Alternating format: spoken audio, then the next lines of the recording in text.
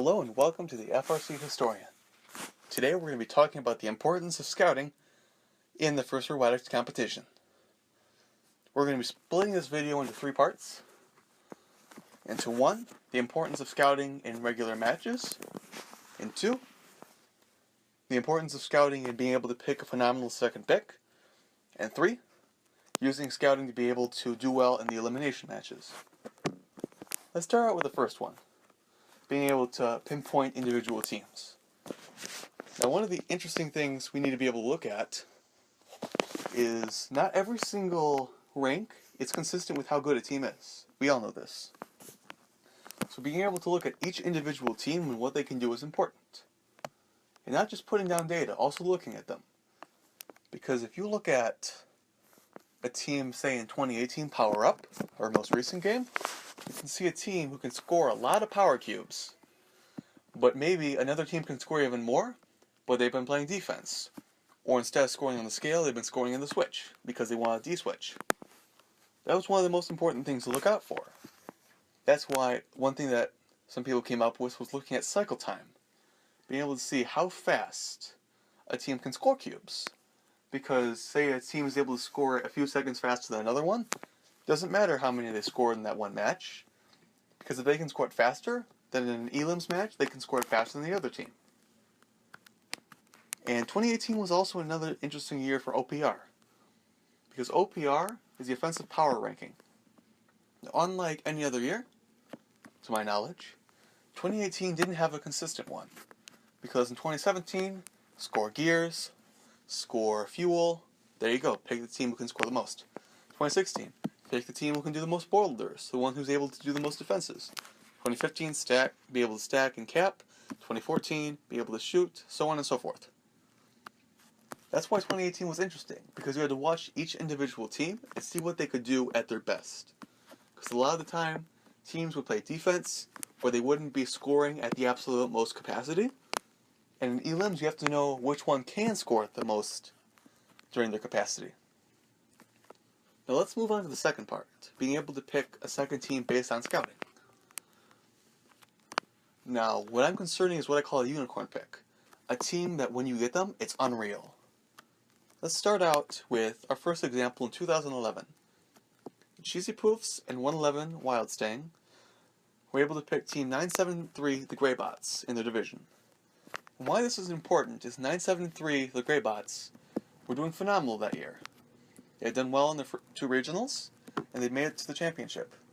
And they were passed up by every single alliance for the first pick, and went all the way back up to the number 2 alliance who picked them for their second pick. And with that, the alliance was able to win their division and then win the championship, only losing one elimination match throughout the entire route. Much in part to its phenomenal second pick, as well as the phenomenal nature of that alliance. Now let's move on to the second example. 2014 Michigan District Championship, where the number 3 alliance, run by Team Rush and the Killer Bees, were able to pick Big Mo 314 as their second pick. Now what makes this one interesting is that Big Mo had won their first 2 districts and were finalists in their third. So they had a phenomenal 2014. And they were able to be picked as the second pick, which allowed this alliance to be able to win the entire championship without losing a single elimination match. Which is, in that case, phenomenal. Now let's go on to the third example. This one doesn't end the same. It doesn't end with the alliance winning the championship or district championship. The Cyber Cavs, Team 4678, out of Ontario. Now what made this example interesting is that the Cyber Cavs were a great team from Ontario.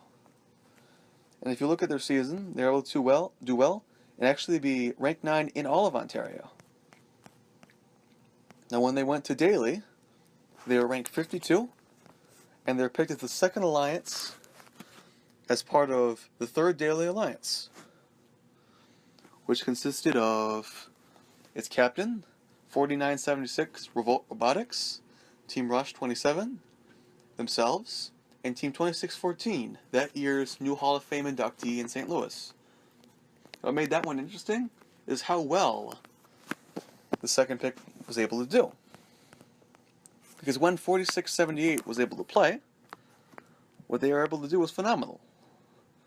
They were a great shooter and a great gear deliverer as well. Of course, they didn't win in the end, but that's all right. They're able to do super well and make it all the way to the second pick in a division. That's why it's important, because if you can get a unicorn pick, you can do super well at whatever competition you're at. And if you don't take that data on each individual team, you will never see it. And you won't be able to do that well. Let's move on to the third part, when you're in eliminations. There's one glaring example that I can see of how this was able to be used. It was actually on Einstein in the round robin. So the Curie division was a division that went 3-2. I think they were ranked 4. And overall, they did pretty well. And one of the things about the Curie division was they picked 333 as their second pick. They were a team out of New York, and they were one of the best scale bots in all of New York. Now, what's interesting was they decided to use that robot instead of a scale bot as a defense bot. They'd walk in front of a game piece and be able to block it off. Now, what's interesting was they were able to win their entire division that way. And once they got to Einstein, a lot of teams have been doing data on all the other alliances. And when 3707, 195, and 333 went up to the playing field, their first match on Einstein, the alliance was able to just get out of the way, get cubes another way, and then beat them. Second match, they were able to take out the Carson division. Third match, Darwin. But then the last 2 matches, they lost that way as well. Sorry, they won 3 matches, they lost 2 matches. Now what's interesting about that was, it was an alliance who had a strategy that worked super well in their division, but once the other alliances knew about it from their own scouting data, they were able to undo the effects of it. For an alliance who was able to almost steamroll their own division, they were stopped in their first match in Einstein and also their last one. So they could have had the chance of winning Einstein with it, but strategy was able to stop them. That's why scouting is so important. This can be sometimes discredited, but that's why scouting is important when it comes to FRC. Because it allows you to see things that normal data won't. So when you have people on your team who know every single robot, one by one, then you're able to do amazing things. And even with an alliance who's not rank 1 or rank 2, you can still win it, like Centerline 2018, like Centerline 2014. You can do amazing things with whatever cards you're handed, as long as you have the right scouting, the right strategy, and all the willpower you have. Thank you for listening. Goodbye.